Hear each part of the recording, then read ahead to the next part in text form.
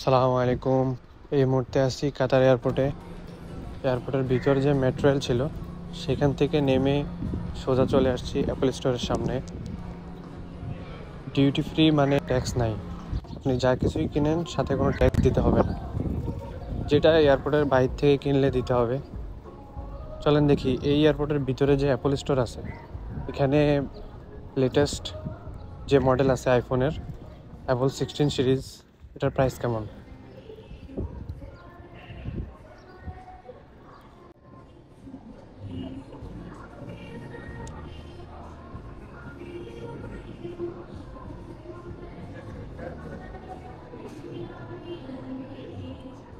বাংলাদেশে তো প্রাইস কেমন জানেন, এখানে দেখি যে প্রাইস কেমন। আইফোন 16 দেখতে পাচ্ছেন, এটা হচ্ছে 128GB ভ্যারিয়েন্ট।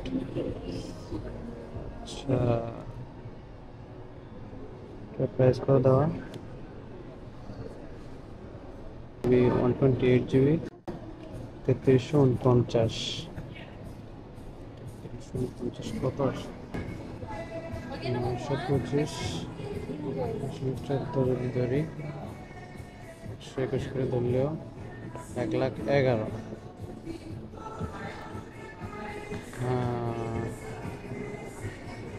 এরপরে হচ্ছে 15 প্রো হচ্ছে 4249 128GB।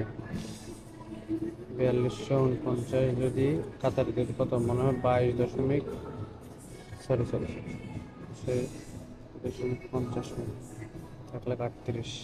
16 এখানে সব 16 প্রো। এখানে আইপ্যাড আছে,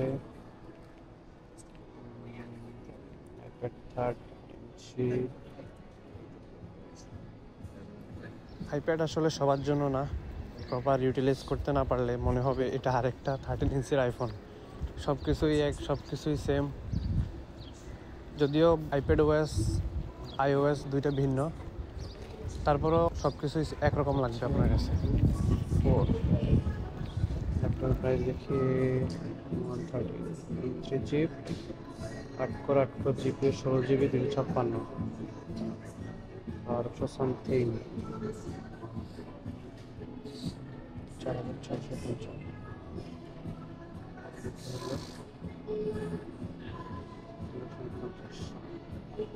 1,51,000 এত বেশি। এটা কোনটা? MacBook air.